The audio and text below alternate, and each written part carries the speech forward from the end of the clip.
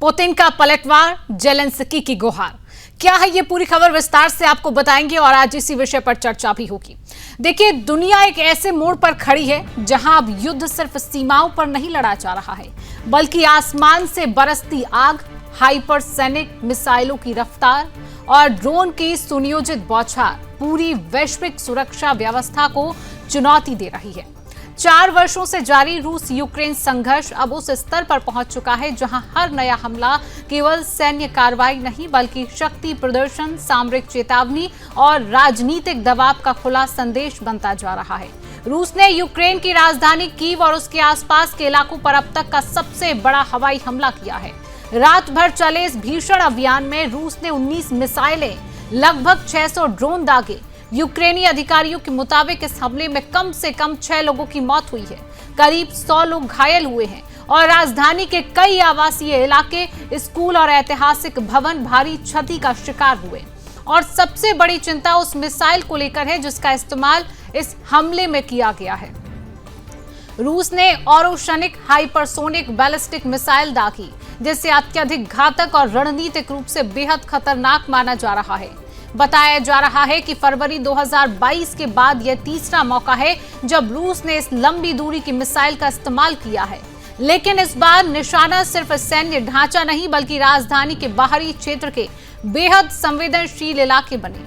विशेषज्ञों के अनुसार ओरोशनिक मिसाइल की सबसे बड़ी क्षमता इसकी मल्टीपल वॉरहेड तकनीक है, यानी एक ही मिसाइल हवा में कई हिस्सों में विभाजित होकर अलग अलग लक्ष्यों पर एक साथ हमला कर सकती है। यह तकनीक सामान्य बैलिस्टिक मिसाइलों से कहीं अधिक विनाशकारी मानी जाती है।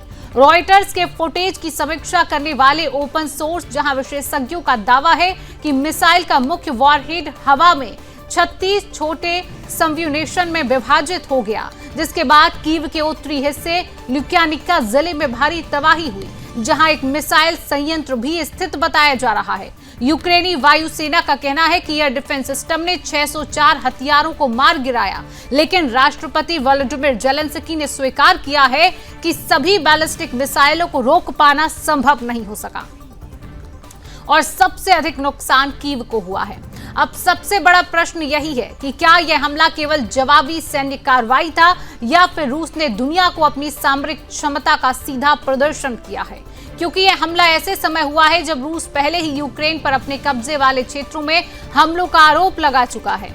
राष्ट्रपति व्लादिमीर पुतिन ने यूक्रेन पर आतंकी कार्रवाई करने का आरोप लगाया। रूसी सरकारी एजेंसी टास्क के अनुसार पूर्वी लुहांस्क क्षेत्र के स्टारोब्लिस्क शहर में ड्रोन हमले के बाद बच्चों समेत 18 लोगों की मौत हुई है। रूस का रक्षा मंत्रालय कह रहा है कि ओरोशनिक और अन्य बैलिस्टिक मिसाइलों का इस्तेमाल नागरिक ठिकानों पर हुए हमलों के जवाब में किया गया, जबकि यूक्रेन ने इन आरोपों को खारिज करते हुए कहा है कि वह केवल सैन्य ढांचों को निशाना बनाता है। अब यह संघर्ष केवल 2 देशों के बीच सीमित नहीं दिखाई दे रहा, क्योंकि राष्ट्रपति जेलेंस्की ने सीधे अमेरिका और यूरोपीय देशों से हस्तक्षेप और कड़े फैसलों की मांग की है।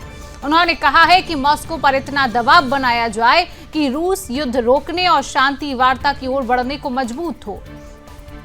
लेकिन सवाल यह भी है कि क्या बढ़ती सैन्य तकनीक, हाइपरसोनिक मिसाइलों का खुला इस्तेमाल और लगातार हो रहे बड़े हवाई हमले दुनिया को एक और बड़े वैश्विक टकराव की तरफ धकेल रही हैं?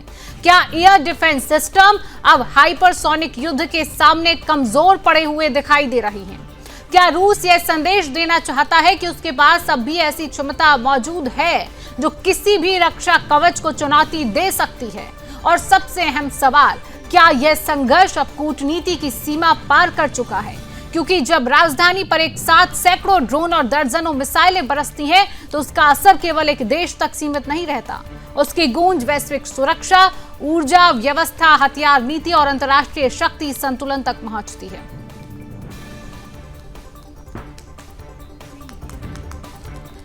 तो ग्राफिक्स भी आप देख रहे हैं टीवी स्क्रीन पर। कीव पर रूस का सबसे बड़ा हमला है। रूस ने तीसरी बार ओरोशनिक मिसाइल दागी है। 600 ड्रोन दागे गए, 90 मिसाइलों से हमला किया गया है। ग्राफिक्स के जरिए यह तमाम जानकारी कीव समेत कई क्षेत्रों में भारी तबाही की तस्वीरें सामने आई हैं। 6 लोगों की मौत हुई है, करीब 100 लोग घायल बताए जा रहे हैं। ओरोशनिक हाइपरसोनिक मिसाइल से अब चिंता बढ़ गई है। तो आज इसी विषय पर हम करेंगे चर्चा करने के लिए तमाम पैनलिस्ट मेरे साथ है। परिचय आपसे कराऊंगी। हमारे साथ रक्षा विशेषज्ञ शिवदान सिंह जी है। सर, बहुत बहुत स्वागत है आपका सुदर्शन न्यूज में। मेरे साथ विदेश मामलों के जानकार आलोक बंसल जी है। सर, आपका भी बहुत बहुत स्वागत करूंगी सुदर्शन न्यूज में। चर्चा की शुरुआत शिवदान सर आपसे करना चाहूंगी। सर, ये जो तस्वीरें हम देख रहे हैं, ये जो खबर अभी मैंने पूरी तरह से विस्तार से अपने दर्शकों को बताई है, सर रूस क्या संकेत देना चाह रहा है? हाइपरसोनिक मिसाइल, 6 लोगों की मौत, क्या संकेत? क्योंकि इसका प्रभाव सिर्फ यूक्रेन तक नहीं, पूरी दुनिया तक पड़ेगा। सर देखिए, आपको ज्ञात होगा कि रूस एक महाशक्ति है। विश्व की 5 महाशक्तियों में रूस का स्थान दूसरे नंबर पर था।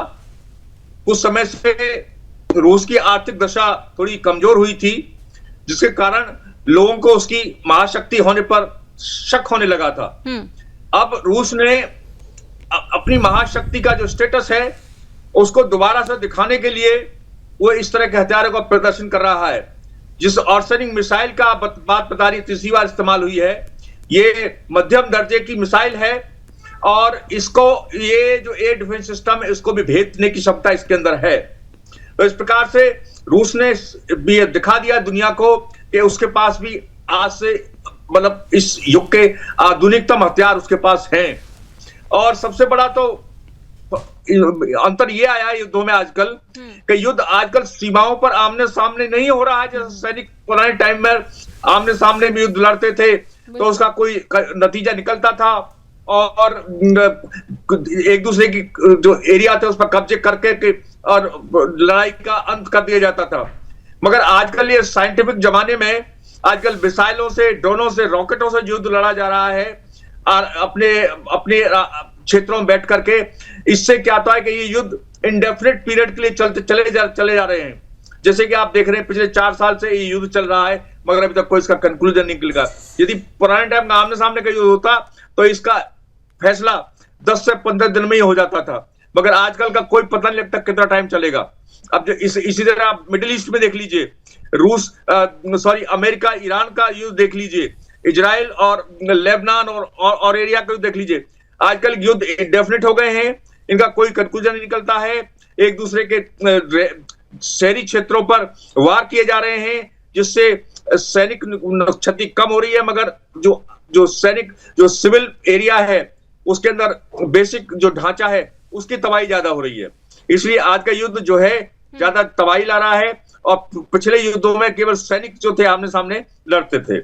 इसलिए ये बड़े चिंता का विषय है और विश्व को ये इस रूस ने दिखा दिया है कि मेरे पास कितने आधुनिक हथियार अभी भी हैं। बिल्कुल, आलोक बंसल जी से समझूंगी। आलोक सर, जिस तरीके से शिवदान जी ने कहा है कि पहले का जो युद्ध होता था आमने सामने होता था, लेकिन अब जो युद्ध हो रहा है तबाही लेकर आता है। रूस का एक तरीके से हमला करना, इतनी बड़ी मिसाइलों से हमला करना, तबाही का मंजर तस्वीरों में मैं दर्शकों को दिखा रही हूं।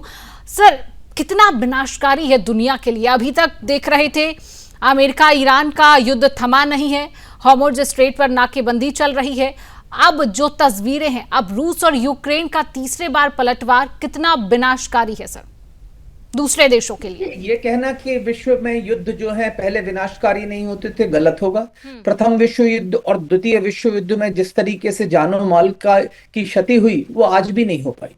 लेकिन हाँ, पिछले द्वितीय विश्व युद्ध के बाद जो युद्ध थे वो सामान्यतः, जिन्हें हम सिविल कहते थे, वो सिविल थे, जिसमें सामान्यतः जो गैर सैनिक अड्डे थे उन पे हमले नहीं हुआ करते थे, जो सैनिक ठिकाने थे सिर्फ उन्हीं पे हमले होते थे।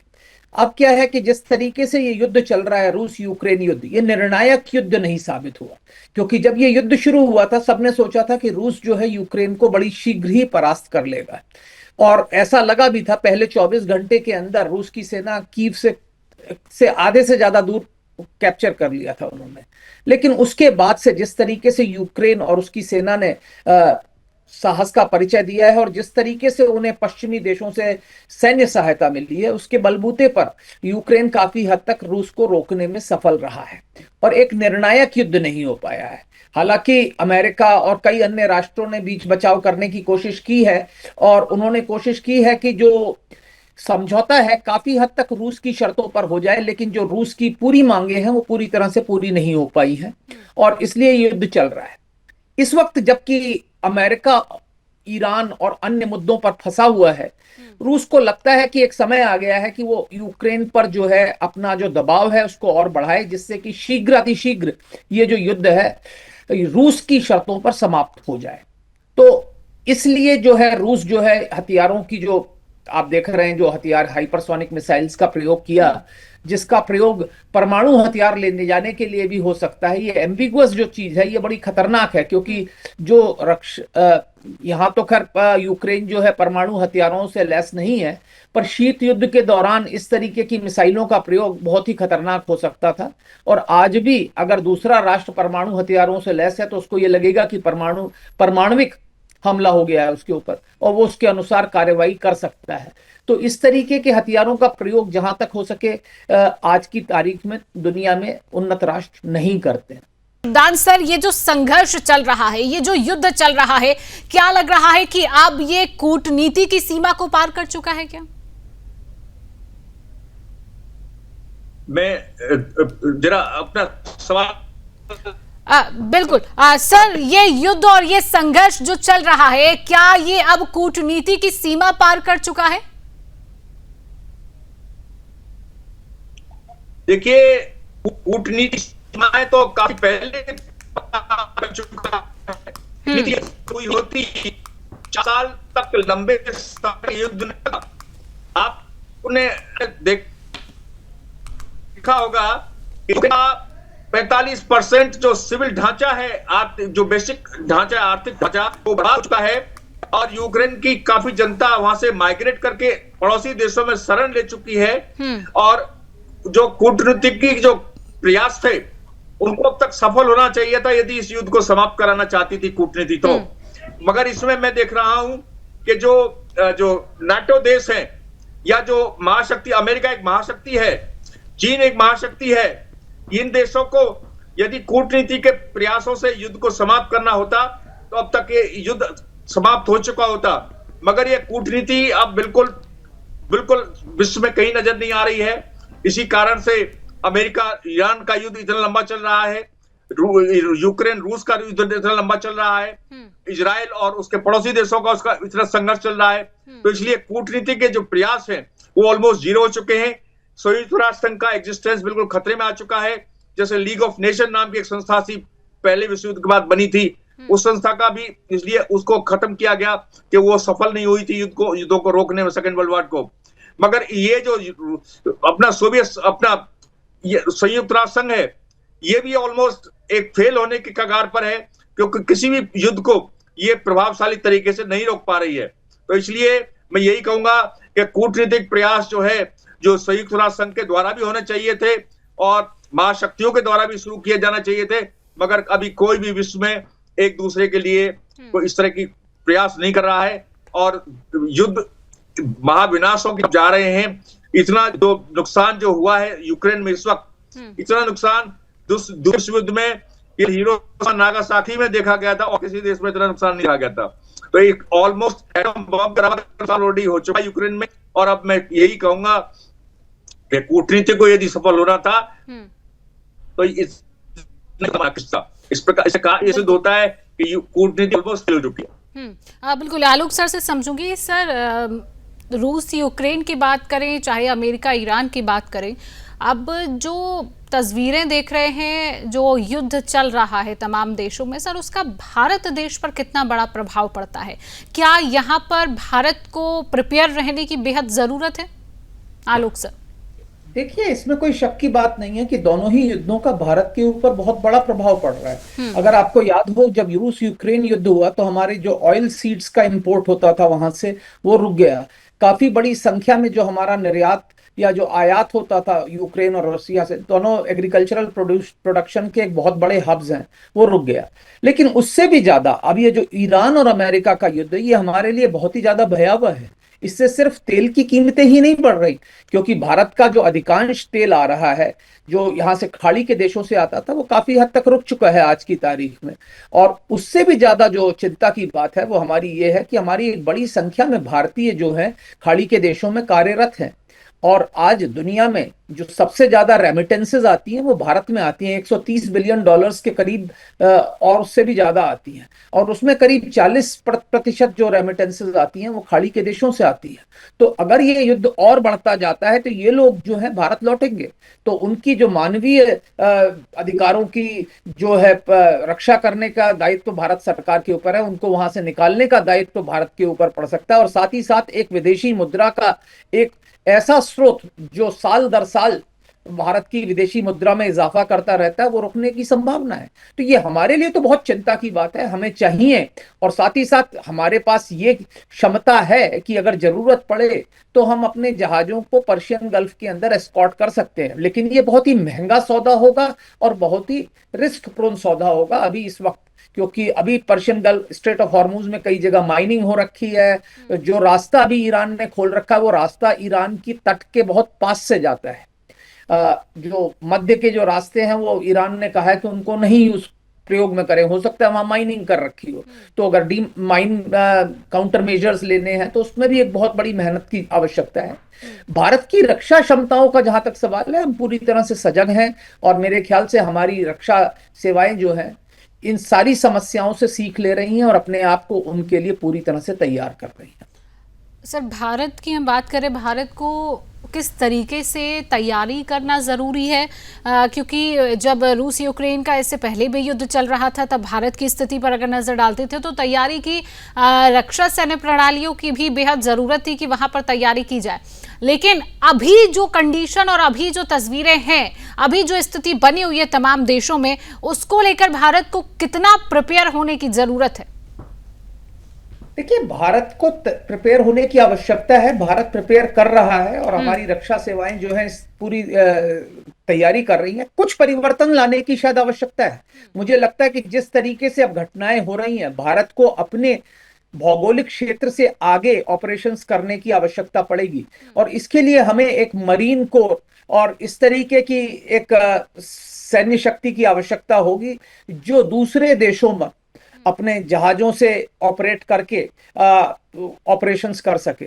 और इसके लिए मेरे को क्षमता चाहिए होगी, जिससे अगर हमें दूरगामी देशों में जाके अपने हितों की रक्षा करनी हो तो उसके लिए हमें शायद इस तरीके की कोई सेना बनाने की आवश्यकता है। तो उसके लिए हमें कार्य करना पड़ेगा और करना चाहिए मेरे ख्याल से, क्योंकि भारत एक वैश्विक शक्ति के रूप में उभर रहा है, और जैसे जैसे आप एक वैश्विक शक्ति के रूप में उभरेंगे, आपके जो दायित्व हैं वो भी बढ़ेंगे, और आपके दायित्व सिर्फ आपके क्षेत्र तक सीमित नहीं रहेंगे बल्कि पूरे वैश्विक रंगमंच तक आपको जाना पड़ेगा। और उसके लिए हमारे पास ऐसी सेनाओं और ऐसी क्षमताओं की आवश्यकता होगी जो देश की सीमाओं से काफी दूर कार्य कर सकें और अपने उद्देश्य को पा सके। शिवदान सर मेरे साथ बने हुए। सर, अगर भारत की बात कर रहे हैं युद्धों को लेकर, तैयारी की बेहद जरूरत है, प्रिपरेशन की बेहद जरूरत है। आलोक सर ने भी जिस तरीके से बताया कि भारत उभरती हुई शक्ति के रूप में, विश्व शक्ति के रूप में उभर रहा है भारत, लेकिन सर क्या आने वाले समय में भारत के लिए भी खतरा हो सकता है इस युद्ध से? शिवदान, देखिए, ऐसा है कि अभी ऑपरेशन सिंदूर से जी हमने ये सिद्ध कर दिया है कि ये जो हमारे ऊपर जो आतंकवादी घटनाएं हो रही थी पाकिस्तान की तरफ से, इस तरह की घटनाएं विश्व में भी होती रहेंगी, क्योंकि पाकिस्तान अपनी आतंकवादी गतिविधियों से बाज नहीं आएगा। अभी आपको याद होगा कल या परसों में जो आतंकवादी को मारा गया है वो एक बड़ा बहुत ही कुख्यात आतंकवादी था, जो हमारे कश्मीर में काफी ज्यादा आतंकवादी हमले कराने की योजना बना रहा था। तो इस प्रकार से ऐसी जो स्थितियों में, जैसा कि पाकिस्तान को जवाब है, भारत को आवश्यकता पड़ सकती है कि पाकिस्तान को दोबारा से इसी प्रकार का जवाब दिया जाए यदि वो आतंकी गतिविधि भारत के साथ का है। तो इसलिए भारत को तो है हर समय अपने देश की सुरक्षा के लिए चौकन्ना रहना पड़ेगा। और जैसा कि आजकल के बदलते समय जो हो गया है कि आजकल का युद्ध ज्यादातर ड्रोनों से, मिसाइलों से, रॉकेटों से लड़ा जा रहा है, जिसके लिए एयर डिफेंस सिस्टम बहुत अच्छा होना चाहिए। और शुरू के दौरान में भारत ने सिद्ध कर दिया है कि उसका एयर डिफेंस सिस्टम इतना मजबूत है कि उसको भेद पाना पाकिस्तान के लिए इम्पॉसिबल था। पाकिस्तान का एक मिसाइल या ड्रोन नुकसान पहुंचा पाया। जब पाकिस्तान के 5 हवाई अड्डों को नुकसान दिया और उसके 11 आतंकवादी के हमला किया, जो हमारा सिस्टम जो है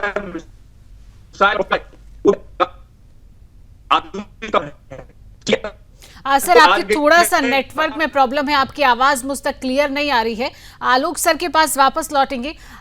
सर, जिस तरीके से रूस ने हमला किया, मिसाइलों से हमला किया, 5 महाशक्तियों में गिना जाता है रूस देश, लेकिन अगर संदेश देने की मैं बात करूं कि रूस पूरी दुनिया में क्या संदेश देना चाहता है, कि उसके पास अभी भी ऐसी क्षमता मौजूद है जो किसी भी रक्षा कवच को चुनौती दे सकती है, क्या संदेश है रूस का? सर देखिए, मुझे लगता है कि रूस के पास क्षमता है, इसके बारे में किसी भी दुनिया के राष्ट्र को शक और संदेह नहीं है। ये एक बहुत बड़ी परमाणविक शक्ति है, दुनिया की 2 सबसे बड़ी परमाणविक शक्तियों में से रूस आज भी एक है। इस बात को हमें अच्छी तरह से समझना चाहिए। परमाणु हथियारों का जो सबसे बड़ा जखीरा है वो अमेरिका और रूस के पास ही है। लेकिन पिछले कई सालों से जिस तरीके से रूस की सेनाएं यूक्रेन में फंसी हुई थी, उसके मद्देनजर दुनिया ने यह देखा कि रूस की शक्ति उतनी नहीं है जितनी की लोग अपेक्षा करते थे। एक छोटा राष्ट्र, अपेक्षाकृत काफी छोटा राष्ट्र यूक्रेन, सिर्फ पश्चिमी सहायता के बलबूते पर रूस की काफी उन्नत सैन्य शक्ति को रोकने में सफल हुआ। और ये जो हथियार अभी हमले हुए, ये मेरा मानना यह है कि रूस दुनिया को दिखाना चाहता है और उससे भी ज्यादा यूक्रेन को दिखाना चाहता है कि हम तुम पर हमले कर सकते हैं और तुम्हारी इस वक्त मदद करने को कोई नहीं आएगा। रूस की कोशिश है कि जब तक ये ईरान और खाड़ी की समस्या चल रही हो और पश्चिमी देशों का ध्यान वहां लगा हुआ हो, उस दौरान वो अगर यूक्रेन को अपनी शर्तों पर मनवाने के लिए बाध्य कर सके तो ये उसके लिए बहुत अच्छा होगा। तो ये मेरे ख्याल से एक मौका है, एक अवसर है जिसकी कि रूस उसका फायदा उठाने की कोशिश करता है। सर, जिस तरीके से हमला किया जा रहा है, जिस तरीके से मिसाइलें दागी गई, इसकी गूंज सिर्फ एक देश तक सीमित नहीं रहती है कि अगर रूस ने हमला किया है तो उसकी गूंज सिर्फ यूक्रेन तक ही रहे, क्योंकि जब कीचड़ उछलता है तो छींटे बहुत जगह पड़ते हैं। रूस ने यूक्रेन पर हमला किया, लेकिन उसकी गूंज जो है वैश्विक सुरक्षा पर भी पड़ती है, ऊर्जा व्यवस्था पर भी पड़ती है, हथियार नीति पर भी पड़ती है, पूरी दुनिया पर उसके छींटे पड़ रहे हैं। बहुत छोटा सा सवाल है, बहुत समय का अभाव है सर, एक बहुत जल्दी इसका आंसर। जी आलोक सर। इसमें कोई शक की बात नहीं है कि जब वो हमला यूक्रेन पे होता है तो जो पूर्वी यूरोप के राष्ट्र हैं उनके लिए भी चिंता की बात है। उनको दिख रहा है कि इस तरीके की मिसाइल प्रणाली उनके पास है, पर क्या है कि वो राष्ट्र जो है नेटो की रक्षा प्रणाली से अधिकतर राष्ट्र जुड़े हुए हैं, उनके पास नेटो के सिस्टम्स हैं। तो ये जो हमला होता है इसको पश्चिमी देश भी एनालाइज करते हैं कि हाइपरसोनिक मिसाइल है, इसकी क्या कैपेबिलिटीज है, क्या क्षमताएं हैं, तो उनको भी ये जानकारी होती है और उनको भी ये लगता है कि अगली बार उनके ऊपर भी इस तरीके के हमले हो सकते हैं। तो उनकी जो रक्षा व्यवस्था है वो इस तरीके की मिसाइल, इस तरीके के हथियारों से निपटने के लिए तैयारी करने लगती है और वो उस तरीके से सक्षम होंगी। तो ये कोशिश होती है। मैंने जैसे कहा कि यूक्रेन पे हमला जरूर हुआ, उसका असर पूरे विश्व में होगा। लोगों को पता है क्या है, किस तरीके की शस्त्र प्रणाली है, उससे किस तरीके से उसके प्रति, उसके खिलाफ रक्षा के क्या उनके पास संसाधन है, वो कोशिश करेंगे। जहां तक सवाल नेटो राष्ट्रों का है, वो इसको पूरी तरह से इसका अध्ययन करेंगे शस्त्र प्रणाली का। जब आप शस्त्र प्रणाली का प्रयोग करते हो तो उसके कई पैरामीटर्स जो है दुनिया को मिल जाते हैं कि किस स्पीड पे जा रही है, क्या फ्रीक्वेंसी में ट्रांसमिट कर रही है, अगर वो ट्रांसमिशन करती है, क्या रिसेप्शन है, उसकी क्या कैपेबिलिटीज हैं। तो ये सब चीजें जो है अब नेटो राष्ट्रों के पास उपलब्ध होंगी और वो उसके हिसाब से जो उसका काउंटर मेजर्स है वो लेने की पूरी कोशिश करेंगे। बिल्कुल सर, आप सही कह रहे हैं। फिलहाल सर समय का अभाव है। आलोक सर और शिवदान सर, आप दोनों मेरे साथ जुड़िए, आपने समय दिया, इस विषय पर चर्चा की। आप दोनों पैनलिस्ट का मेरे साथ जुड़ने के लिए, समय देने के लिए बहुत बहुत धन्यवाद।